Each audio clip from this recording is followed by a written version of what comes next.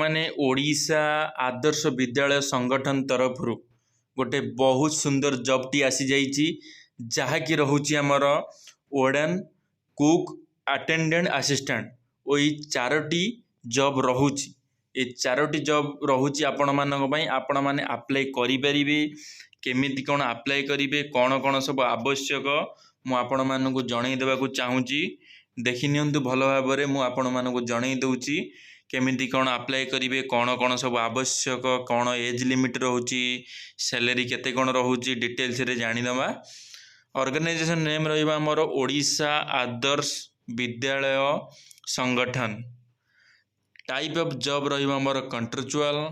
Category ରହିବ ଆମର state government job.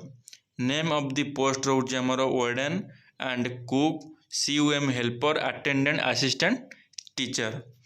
ଏବେ ଆପ୍ଲିକେସନ୍ ମୋଡ୍ ରହୁଛି ଆମର ଅଫଲାଇନ୍, ମାନେ ଆପଣମାନଙ୍କୁ ସେଠି ଯାଇ ଡାଇରେକ୍ଟ ଆପଣମାନଙ୍କୁ ସେଠି ଦାଖଲ କରିବାକୁ ପଡ଼ିବ। ସେଇ ଜାଗାରେ ଯେଉଁ ଜାଗାରେ ଏଇଟା ହେଉଛି ଆପଣମାନଙ୍କୁ ଡିଟେଲ୍ସରେ ମୁଁ ଆଡ୍ରେସ୍ ମଧ୍ୟ ଦେଇଦେବି କେଉଁ ଜାଗାରେ ହେଉଛି। ହୁ କ୍ୟାନ୍ ଆପ୍ଲାଏ, ଆମର ଅଲ୍ ଓଡ଼ିଶା କ୍ୟାଣ୍ଡିଡେଟ୍ ଆଦେହରେ ଆପ୍ଲାଏ କରିପାରିବେ। ପ୍ଲେସ୍ ଅଫ୍ ପୋଷ୍ଟିଂ ରହିବ ଆମର ଓଡ଼ିଶାରେ। ଲାଷ୍ଟ ଡେଟ୍ ରହୁଛି 25/8/2025। ଷ୍ଟାର୍ଟିଂ ଡେଟ୍ ରହୁଛି ଆମର 25/8/2025। ଲାଷ୍ଟ ଡେଟ୍ ରହୁଛି ଆମର 29/8/2025। ଜେଣ୍ଡର ରହୁଛନ୍ତି ଆମର ବୋଥ୍ ମେଲ୍ ଫିମେଲ୍ ଜେଣ୍ଡର ରହୁଛନ୍ତି, ମାନେ ଉଭୟ ପୁଅ ଝିଅ ଆଦେହରେ ଆପ୍ଲାଏ କରିପାରିବେ। ଆମର ଏବେ ଦେଖିନେବା ଏଜୁକେସନ୍ କ୍ୱାଲିଫିକେସନ୍ କ'ଣ ରହୁଛି, କ'ଣ ଆମର ଏଜୁକେସନ୍ କ୍ୱାଲିଫିକେସନ୍ ରହୁଛି ଦେଖିନେବା। ୱାର୍ଡେନ୍ଙ୍କ ପାଇଁ ରହୁଛି ଆମର candidate should have completed BA BSSC from a recognization university, ମାନେ ଆପଣଙ୍କୁ BA BSSC କମ୍ପ୍ଲିଟ୍ ହେଇଥିବା ଦରକାର।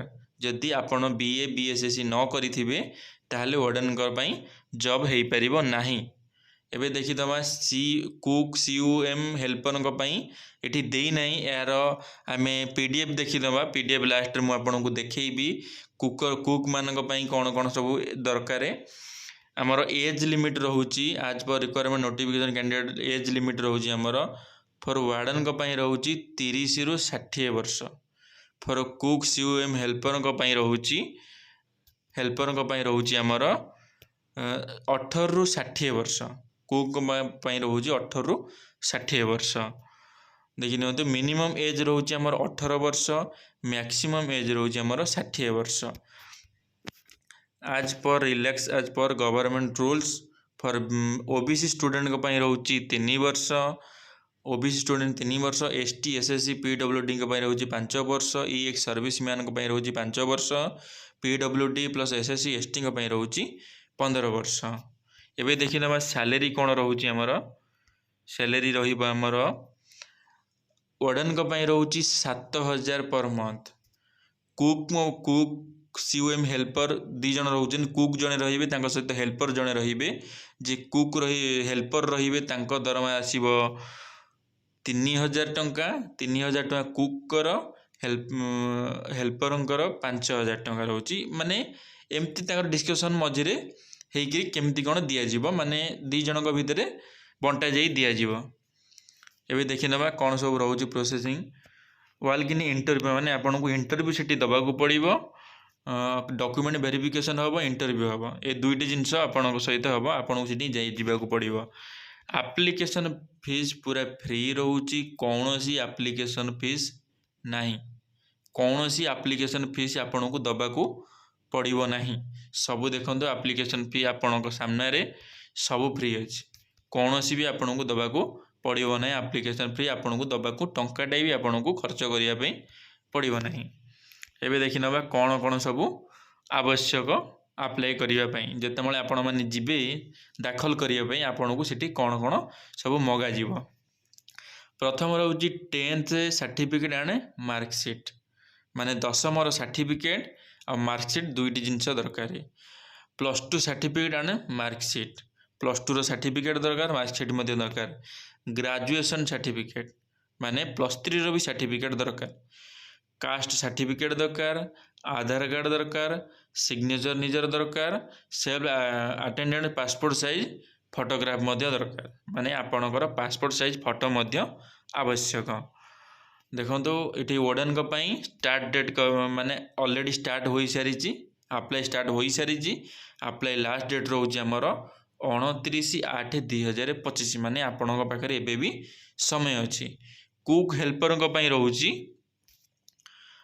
स्टार्ट डेट ऑलरेडी स्टार्ट हो सारी अप्लाई लास्ट डेट रोचे आमर 25/8/2025। एबे देखीदबा आउ कौन सब दरकार ओबीए रिक्वायरमेंट 2025 रो इम्पोर्टेंट नोट कौन सब रही देखीदबा। Before submit the application form candidate properly fill the application form and send it the given venue.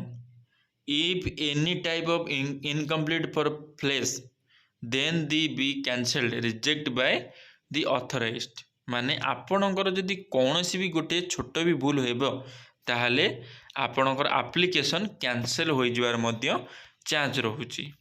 तो एबे देखिबा एटा तो आपण मानकु कहिछि आपण माने एटा पढ़ी देबे भलो भाबरे कौन सी आवश्यक नहीं यार।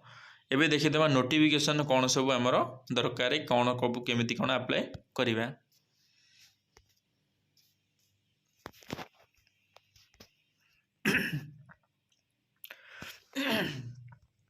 देखंतु नेम ऑफ द पोस्ट आमर तीनोटी रहुची। एक अच्छी प्रथम अच्छी assistant teacher music teacher attendant male ये तीनोटी रोचे। आज पर गव नोटिफिकेशन गवर्नमेंट नोटिफिकेशन सब आसी name of the post vacancy केते गोटे गोटे वैकेंसी रही सबुधे। एज लिमिट रही आमर 21 ରୁ 38 21 ରୁ 38 21 ରୁ 38 तीन जनकर 21 ରୁ 38 रही। मिनिमम एजुकेशन क्वालिफिकेशन रही आमर +2 pass equivalent diploma in special education VI 10th music teacher रोचे 10th पास और equivalents music form recognization university as application applicable sorry attendant रोचे आमर V3II पास सपोर्टिंग डॉक्यूमेंट यही सब जिन देखूँ ये जो मार्किंग मुझे करदे आपण मानकु एटा मु देदेवी डायरेक्ट डिस्क्रिप्शन रे मु एटा को आर लिंक देदेवी नहले आपण को ये मिली जीवो मोर टेलीग्राम चैनल रे। आपण माने टेलीग्राम चैनल रे आपण को एटा मिली जीवो आपण मानकु पूरा डिटेल्स रे जाना पड़ी जो कौन कौन सब आवश्यक। यार फॉर्म मध्य देछि तळे देखंतु फॉर्म फिलअप आपण करि परिबे घरे बसी करी कि आपण को सिटी जाई अप्लाई करिया पड़िबो। एटा होची प्रॉब्लम टिके रहउची आपण को सिटी जाई अप्लाई करिया को पड़िबो।